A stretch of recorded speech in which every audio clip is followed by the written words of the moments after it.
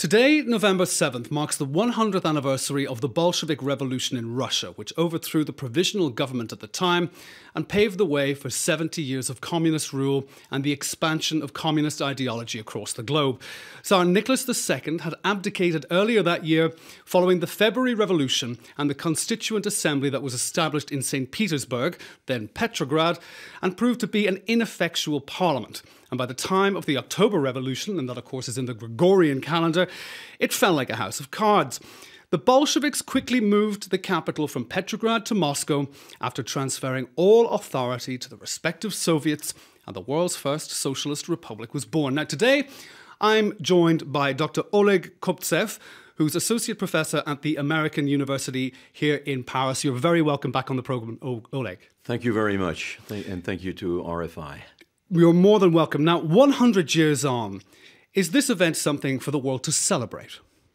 Well, if you think of the paroxystic violence that followed the October Revolution, which indeed, as you said, actually occurred in November according to the Gregorian calendar, I think there is very little to celebrate. The consequences were just too violent, even if the intentions of some of the Bolsheviks or the SR, let's not forget, this is not a Bolshevik revolution. Sure. Again, we're influenced by Soviet propaganda. The majority of the revolutionaries who created the Soviets, who challenged the parallel parliamentary regime, the dual parliamentary parliament, were members of the Social Revolutionary Party that was very rapidly eliminated by Lenin and the Bolsheviks, eliminated physically very often. So there, even for hard-boiled Marxists, this is not necessarily a time to celebrate, unless you're a Leninist, a hard-boiled Leninist, and a hard-boiled Trotskyist. Now, when the Bolsheviks actually took power, Russia was enduring defeat after defeat in the First World War. And one question that we have to ask is, if Alexander Kerensky, who was running the provisional government in the months running up to the October Revolution, if he had actually pulled out of that war, would the uprising still have happened, in your opinion? Probably yes. It was already too late. What should have been done, but not only in Russia, but worldwide, would have been to prevent World War I. In fact, at least in my opinion, but I have been studying this for years, if not for decades, the Bolshevik Revolution, or the October Revolution in Russia, or the events in February 1917, are a side effect of World War I. And World War I itself, I would say, is a symptom more than an event. It's a symptom of something much more long-term, which is, again, to use this term, I know the term is extreme, but I profoundly believe in it. There's a phenomenon of paroxystic mass violence occurring throughout the world in the 20th century. And let's also not forget that the Russian Revolution is not at all an isolated event. You have revolutions almost in every single country that was involved in World War I or that was neutral. You have an extremely violent revolution and civil war in Mexico, the spillover effects of which, by the way, was the main cause of the United States having to enter World War I itself. What's interesting to note, and terrible also, this is the great tragedy of not only the 20th century, but of our times, because we're still paying we're still paying for the damages. The repercussions are continuing, and I believe that the phenomenon is continuing. The tragedy is that there was basically there were very few elites or masses who were able to stand up and say, we don't want this cataclysm which is going to happen. And so you had nationalists on one hand. You had the majority of populations of the world that were simply passive and passively accepted to join the armies, but without really questioning what was happening. And you had only a very few pacifists who opposed to the last minute, like Jean Jaurès here in France, which cost him being assassinated. Yeah, yes. Unprecedented times, of course, but let's just even have a look before the years preceding the October Revolution of 100 years ago. Tsar Nicholas II had made concessions to the people of the Russian Empire over the 12-year period since the 1905 revolution. Now, that was with the establishment of the Duma, he instigated widespread land reform. We can go into the details of that, but we haven't got the time. We need a few hours.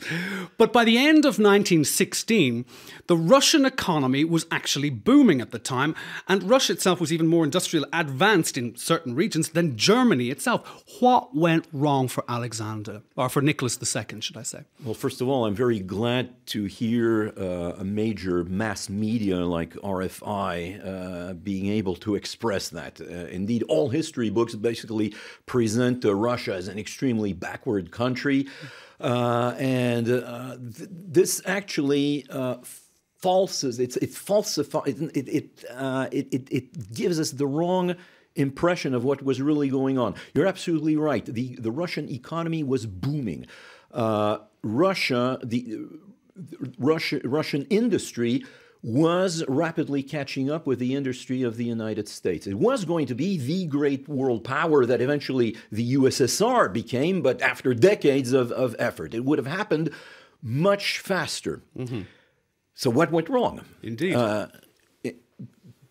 Alexis de Tocqueville, great philosopher and the founder of sociology in the 19th century, said that revolutions do not occur when people live in poverty or when the situation is bad. Revolutions occur when the situation improves, on the contrary.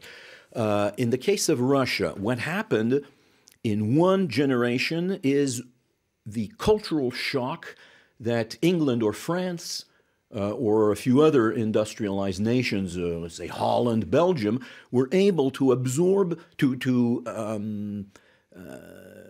manage, with a few revolutions also, sure. In a period of 100 years. In Russia, it's going to happen in less than 20 years. You have one generation of peasants who are massively transported to the great cities and who have to adapt to a completely new civilization, to the civilization of the 20th century. And you go to St. Petersburg today, in the western parts of St. Petersburg on Vasily Island, you can see buildings that were built for the workers in the late 19th century, early 20th century that remind me absolutely of where I was born in Jackson Heights, New York. It's exactly the same kind of environment. 10-story brick buildings, a big urban environment with advertisements, etc. It's a massive cultural shock, exactly the same cultural shock as when someone from a Maasai from Kenya suddenly is transported to Nairobi, or if an inhabitant of New York today would suddenly take a time machine and be thrown into the 23rd century. It's a massive cultural shock, and especially it's the complete breakdown for millions and millions of migrants from the Russian village to the great Russian cities. It's a cultural shock that forces them to completely, first of all, lose all ties and all of their cultures, all of everything that made their identity and gave them social guidance, including the church, of course, including the church with everybody else. So, of course, anyway. The church was not a solution. Going to church when you leave the village church is everything. Sure. The neighboring church is already alien territory for the Russian peasant of the 19th century. Only newly liberated from serfdom, of course. Because the neighboring church was just only 2 miles away, which is painted in blue and not in white, and where people go around the church only once for a funeral instead of 3 times, is already an alien civilization where the peasant, or when a little girl has to marry somebody from that village, is already completely lost. She's going to cry for years and years. Or someone moving from one village to another is already pretty much lost. However, that's going to be compensated by dozens and dozens of people, of cousins, of new family members who are going to take care of the situation. They will take care of you, and they will guide you in this new civilization, which is the village 2, 5, 10 miles away. Imagine what happens when you're lost in a tramway in 1900 in St. Petersburg, looking for a connection to the factory, to the Putila factory that you're looking for. It's unconscionable, basically. Sometimes we ourselves are sometimes lost when we move from Paris to New York, or from or imagine even Westerners from New York moving to Beijing or Tokyo. How lost we are. So that is the Russian peasant lost in this urban environment, and who is going to be extremely fragile, and who will look for whatever group, whatever mass event can remind him of the togetherness that he had in the village. All of the political parties are going to play on that. The Bolsheviks are going to be particularly good organizers. Exactly, for that, because they were good sociologists. And that brings me on to my next question. Like the revolution itself, it paved the way for the creation of the Union of Soviet Socialist Republics, and that was in 1922. As we all know it now, the USSR, maybe a bit of nostalgia for certain people. But Vladimir Lenin, he died only 2 years later, in 1924, and he was eventually then succeeded by Joseph Stalin. If Lenin and his ideology of Marxist-Leninism, and you're also saying that about the proletariat, this new proletariat that arrived into these big urban centers in Russia, were perfectly exploited for that sense of community that the Bolsheviks were to give there. But Marxist-Leninism, however, have continued in its original form that Lenin was proselytizing back, let's just say, even one from exile, back in the early 1900s and forward from there? Would the history of the Soviet legacy have been different if he had survived and if he had led the country into the 1930s? Well, I doubt it very much. It's the scenario of taking a time machine and going to assassinate Hitler. If it hadn't been Hitler, it would have been somebody else. It would have been somebody else. It would have been Goering or Rudolf Hess or anybody else. The Marxists themselves, by the way, do not believe in the one person who can change history. Anyway, now the real question is what exactly were the intentions of Lenin or others, like Trotsky or like Stalin or any of the great Bolshevik leaders. Of course, they dreamed of a society that would be completely equal, the dream of not only all of the socialists, but also the dream of certain liberals who believed in Kant or Adam Smith or others. The problem is how Lenin introduced Clausewitz and especially Machiavelli. Once you introduce the notion that the goal justifies the means, that there is no moral standard, you are letting the fox run the chicken coop. And I would say that somebody like Stalin, or again, if Stalin had died or had been eliminated by a time traveler, it would have been somebody else. There were lots of candidates who would have indeed just simply focused more and more of maintaining power and the goal justifying the means, putting in place to run the country in a very efficient way people who were much more good at organization and discipline than on, in fact, realizing that great dream where everybody would live equally with no private property, no money, harmony, constant scientific progress, and everybody holding hands worldwide Utopia. and singing Kumbaya. Indeed. Now, speaking from those utopian ideals and utopian images that you're conjuring there of what Marxism or Marxist-Leninism could have been in its purest form in a perfect world if human nature didn't really get involved.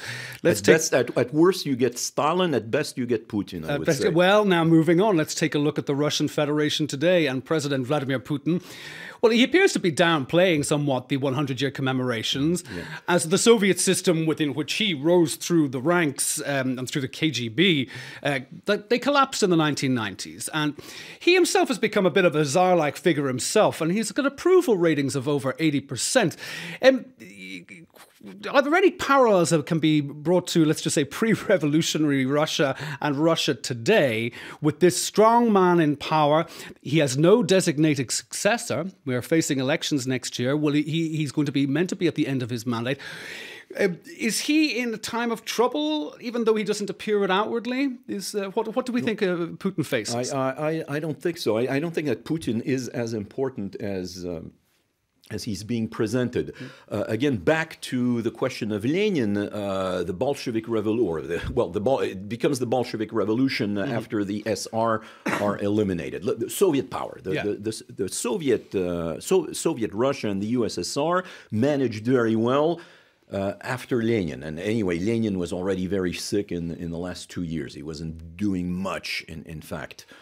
It worked very well. The system, the machine continued because it's basically an oligarchy. Eventually, under Stalin, yes, there's one man in charge, and that's where things become really dysfunctional. But again, things become normal again after a few people are eliminated and shot or sent to the Gulag or sent into retirement after 1953. Again, it's basically a collective elite that is running the country. And that is no different with Brezhnev or Khrushchev or Yeltsin or Putin today.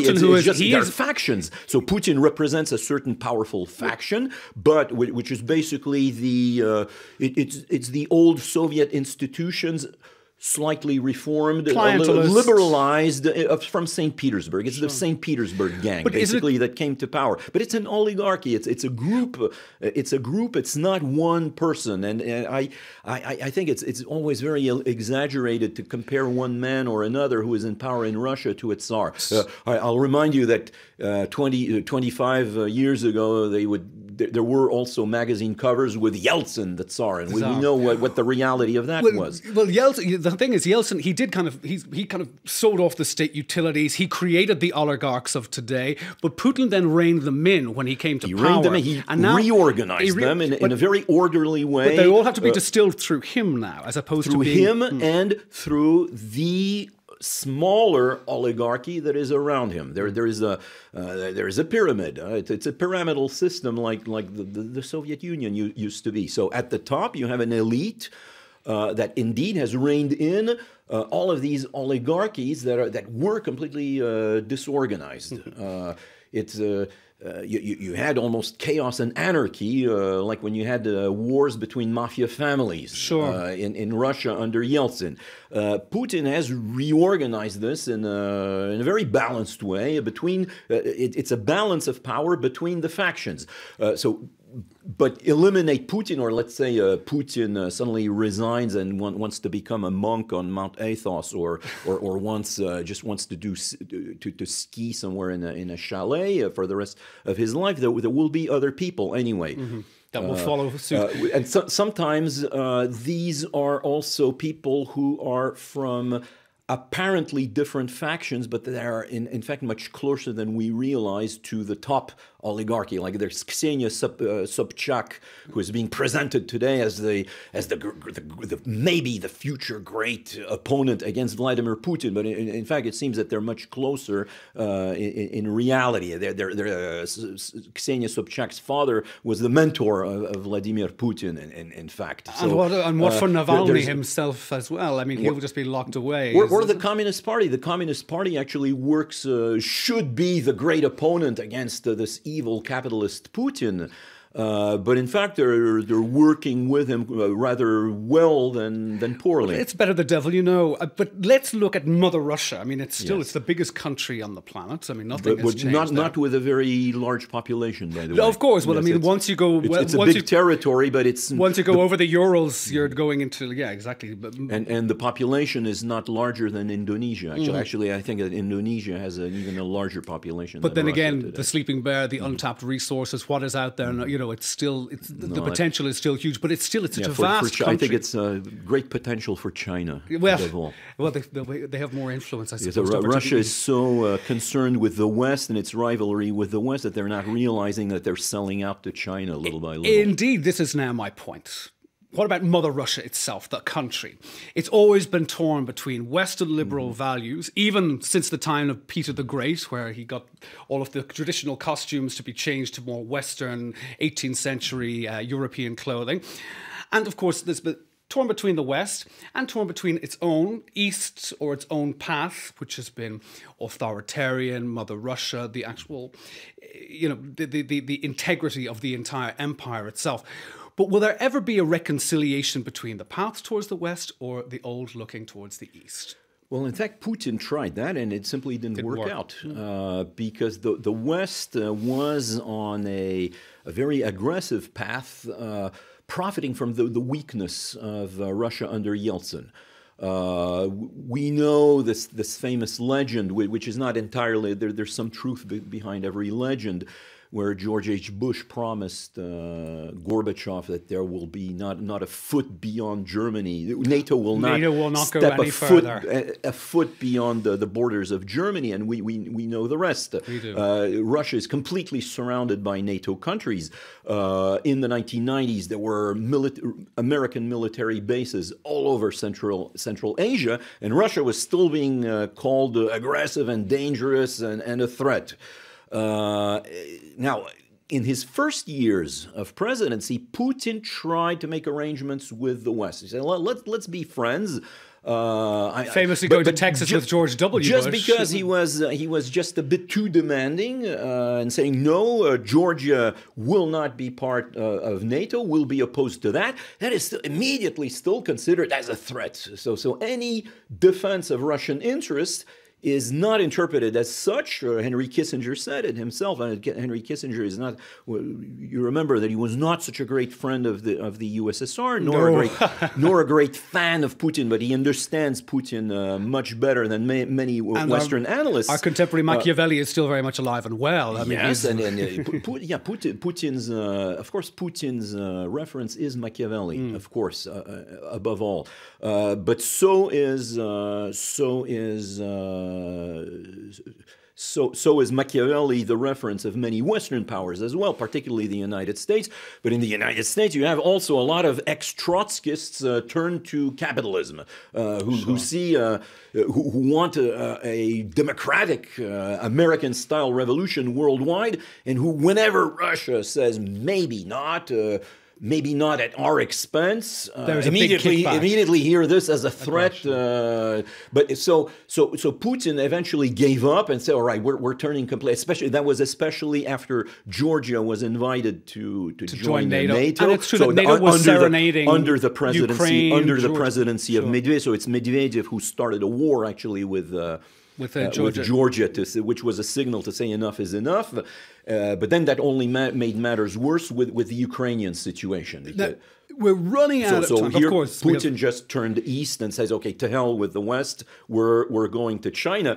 Crimea was traditionally ours. Which I would say is that's a trap also, because the Chinese are just rubbing their hands and saying, "All right, that's how we got them." That's how I would say that is how also Russia was dragged into World War I by France and England.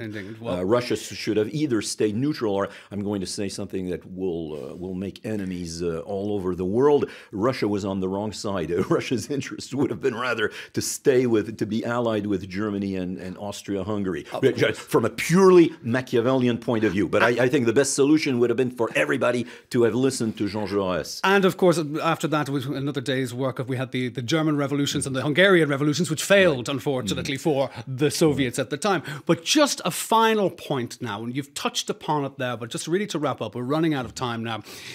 With the world order today facing its greatest challenge in decades, specifically you could say over the last 18 months, 2 years, with protectionism and anti-capitalism taking hold in some areas, a resurgent China on the global scene, could we ever imagine a return to communism as an ideology regaining a foothold in the modern world? Oh, I believe so, very much. Jean-Luc Mélenchon here in France? Yes, absolutely. We have a rise of extremism worldwide, once again, like on the eve of World War I and like on the eve of World War II. We're on the eve of something bad that is going to happen. Let's hope that it's not World War III. Now, the solution would be that one scenario, rather, could be that there will be World War III, but then we won't even have a studio here to talk about it. Will be the survivors will be fighting World War IV, as Einstein predicted, with sticks and stones to fight for food and water, if there are even any survivors at all. What I'm afraid of, by the way, is to avoid a return of communism or a return of some form of Nazism. And we're seeing signs of it everywhere.